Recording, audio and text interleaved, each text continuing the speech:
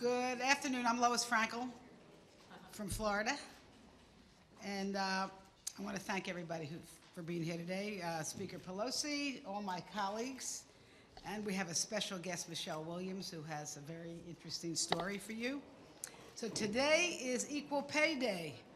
When women's earnings finally catch up for what men earned in 2018, today we're catching up.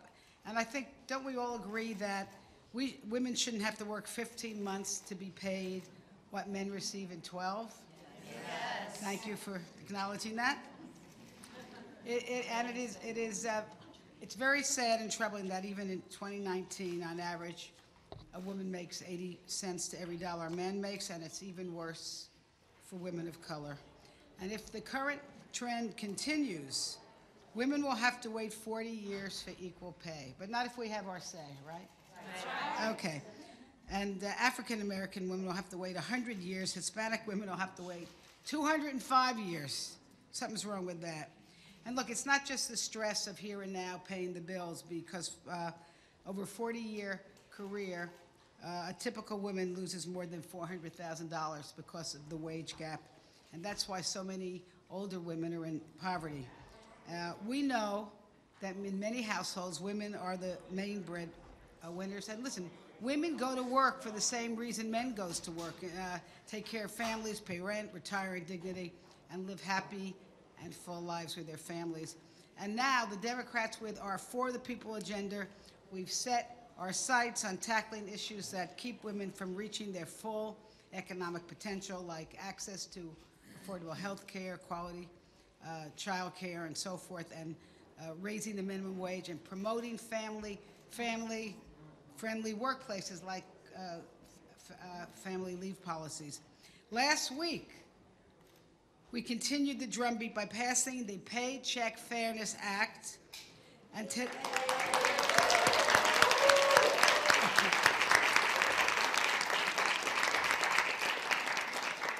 today, over 100 members are introducing a resolution to mark Equal Pay Day, because when women succeed, America succeeds. And now I turn the podium over to, I call her the godmother of pay equity, Rosa DeLaura from Connecticut.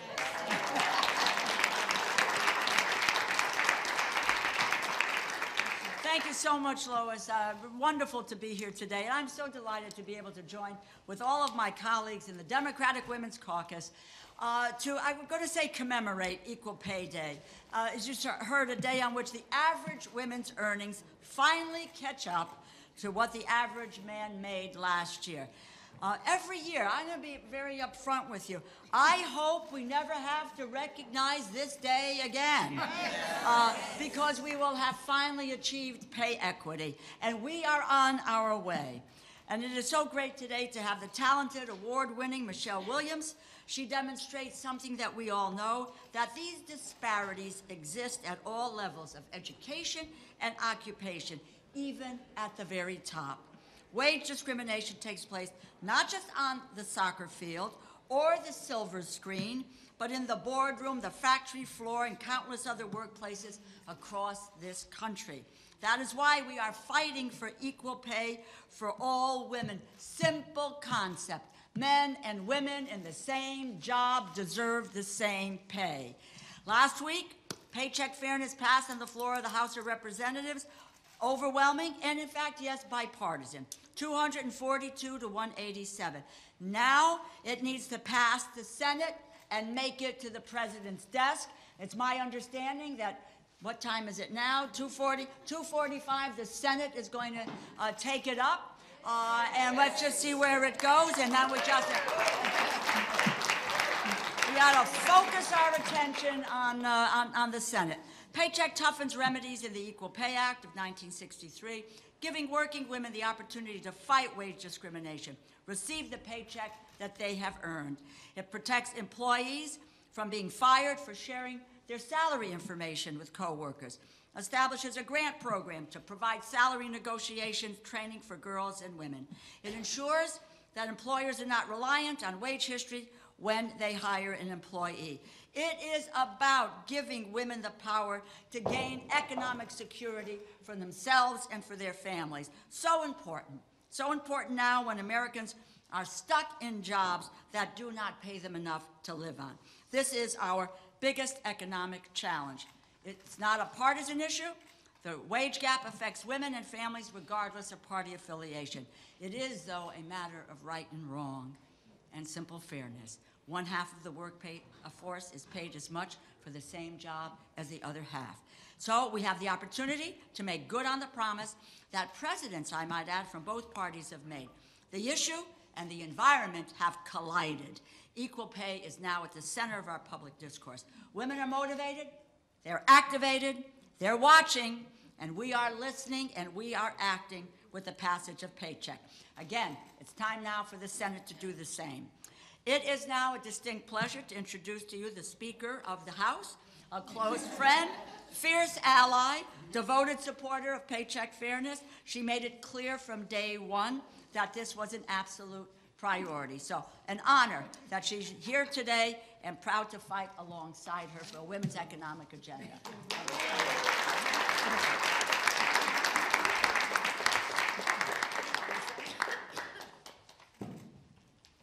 Thank you very much, Rosa, for your kind introduction, for your tremendous leadership on behalf of America's families.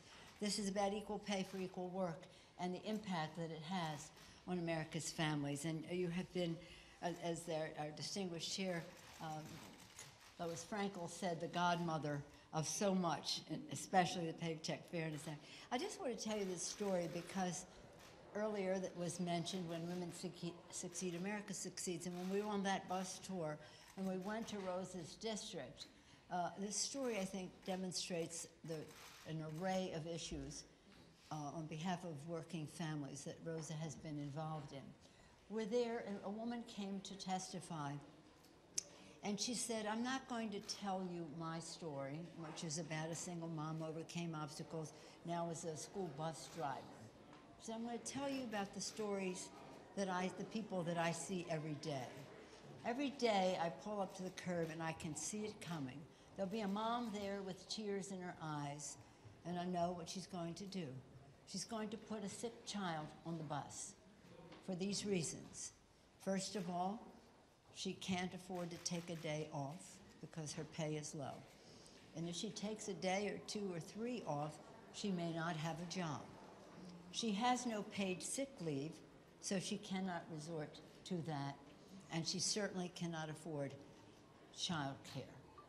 That is the story of so many women in our country.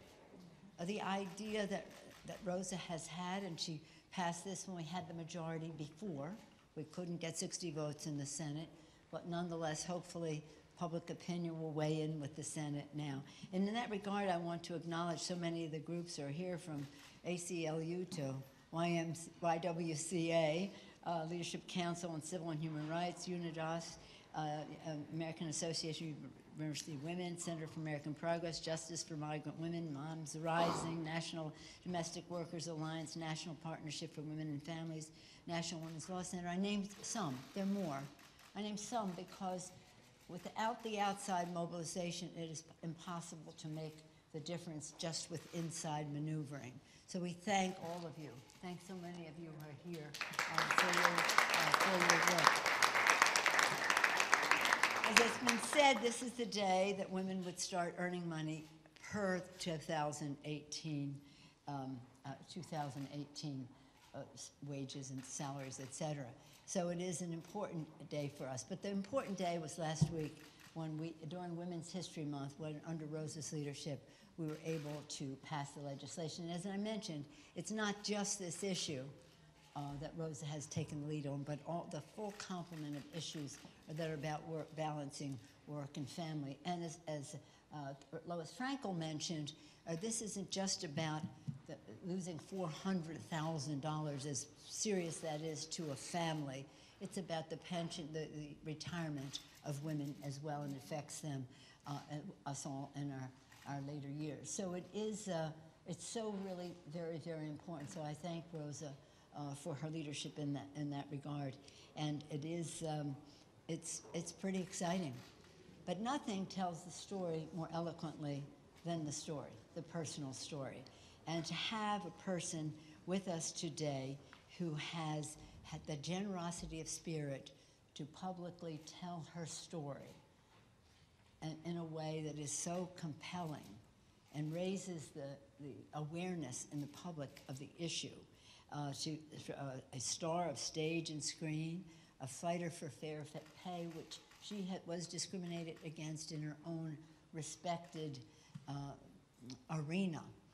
So when star power weighs in, it really does have a way of attracting much more attention. We think we're in the attraction business.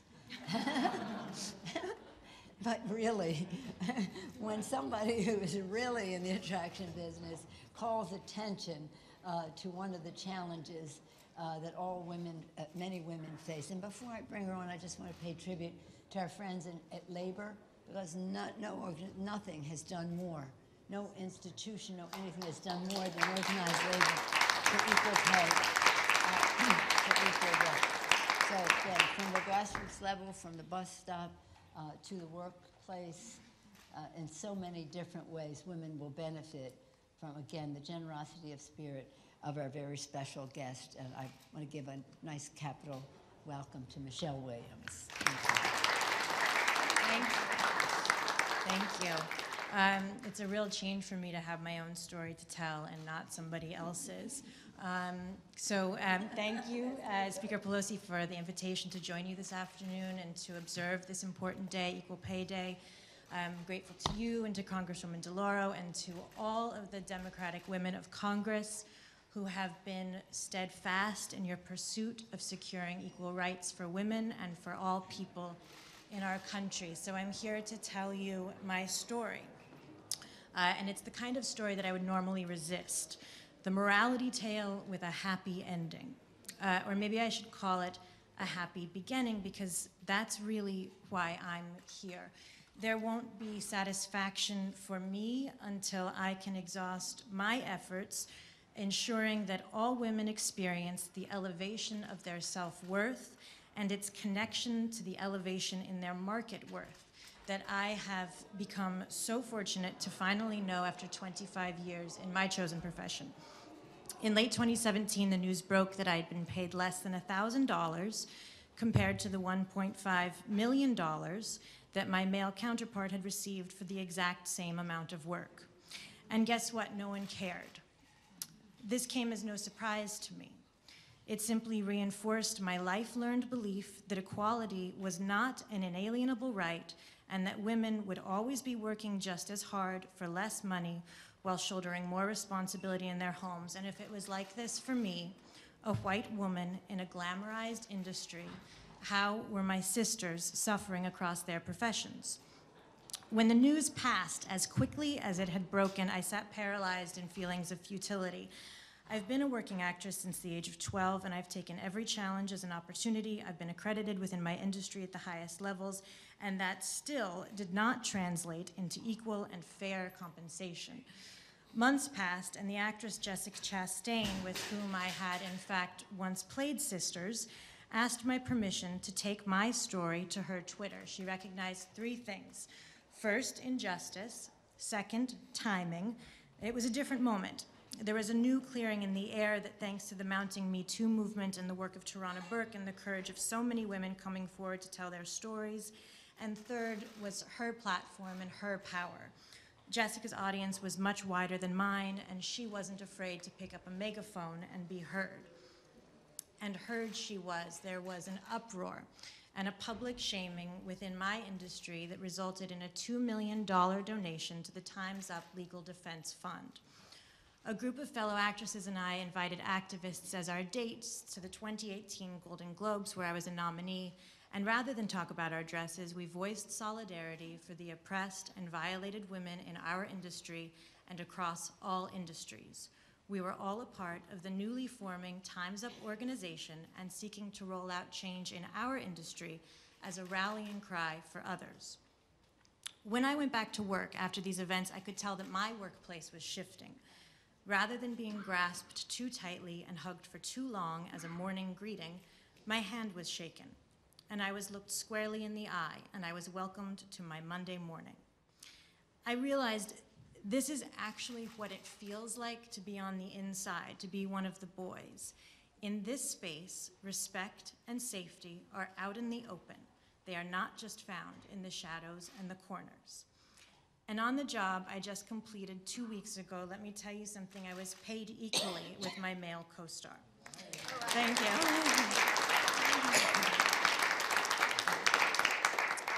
And now we're at the heart of why I traveled here to talk to you, the firsthand experience that I hope decision makers can hear from this platform that I've been given. When a person or a group of people acknowledge your worth, you seek to meet that worth because they see you as you want to be seen, which is as of value. And when you feel you are valued, you express your value. And where does that value go? It goes to your work. It goes to your fellow colleagues. It goes to your employer. It benefits your entire organization. It strengthens the parts that advance the whole. This is the kind of human math that it only takes a heart to add up.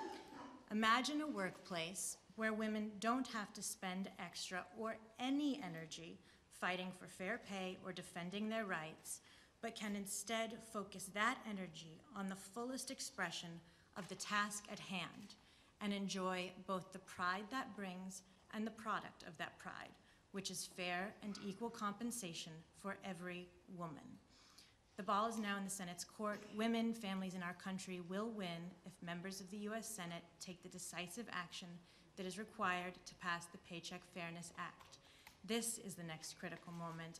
Please don't let it pass us by. Congresswoman Lawrence, thank you.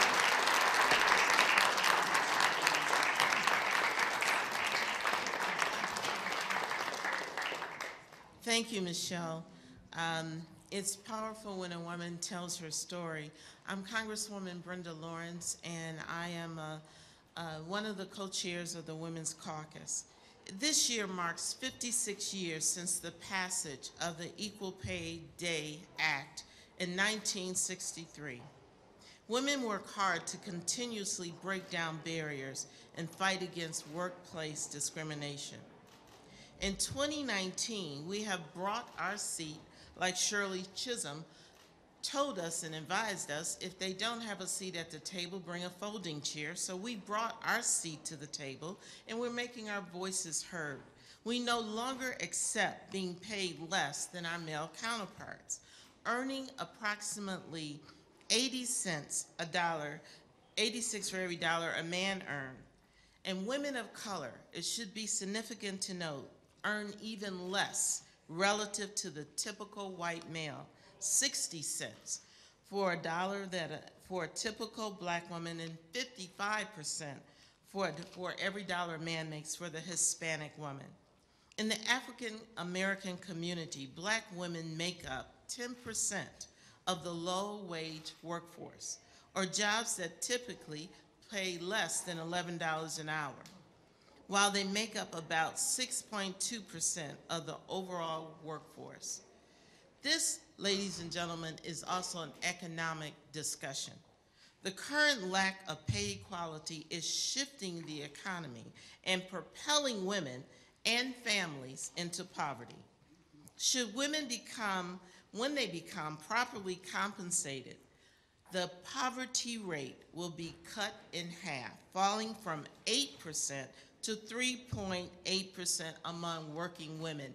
That is a reason for us to act. If you have no compassion for the fact that there's inequality, that you care about this economy, this is a reason to act. There are combined economic challenges for women dealing with pay, such as inflexible work schedules, lack of basic benefits such as paid sick leave and family leave, workplace discrimination, harassment, and unfair treatment.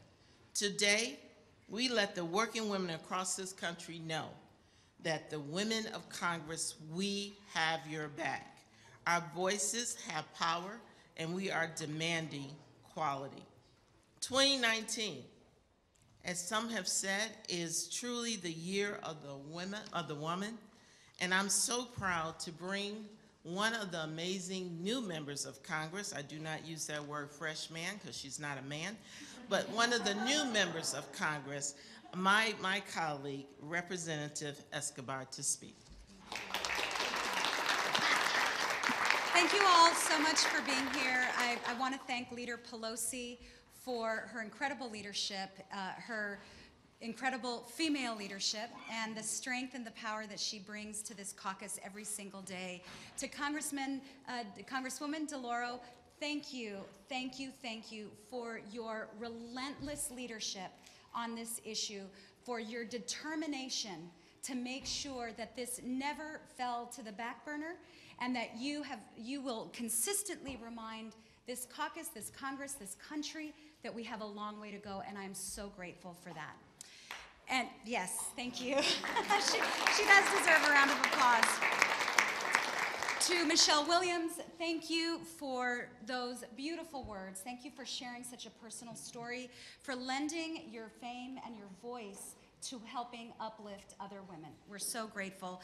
And to my sisters standing behind me, my sisters who were on the House floor, to all of the women of this country, we deserve better.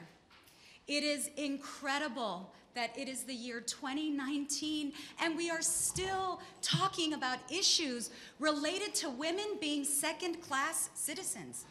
Because, my friends, indeed, that's what this is about. When we look at whose health care is most threatened, when we look at whose livelihoods are most threatened, and when we look at who shoulders the vast majority of the burden in this country, it is the woman. We expect women to raise our kids, to clean our homes, to plan for the future, to be the center of the family, to go to work, to earn a living, all things that we do with grace and we do with every inch of our being, and we provide dignity in all that we do. To deserve equal pay is a bare minimum of what we should be fighting for in this country. And it is shameful that today we are still fighting that fight. But there is so much hope in this Congress, in this body of women, in the leadership that women have provided, and in the way that women this year have said enough. And so together, this is but the first step that we will be taking as we continue to fight for stronger values that make America the great country that she is, a country that is led by women. Thank you all. And I want to introduce a fantastic leader, an incredible voice, and my co-chair for the Democratic Women's Caucus, my dear friend, Deb Haaland from New Mexico. Thank you. Thank you all so much for taking the time to be here this afternoon. The fact that we're standing here 4 months and 2 days into the year, the amount of time it takes a woman to earn what her male counterpart earned last year tells us that there's still a problem. I'll tell you something else. It's worse for women of color. We'll be marking Latina and Native American Equal Pay Day in June. That's 6 months into the year. There are people who will deny that this is an issue we should be addressing, but let me tell you what it means to a family. It means a difference between several months' rent each year or some trips to the grocery store each month. Can you imagine what the impact is for a single mom without any other income stream? I know what it's like because I'm a single mom. When you get to the checkout stand and have to figure out which items that you have to put back because you don't have enough in your account to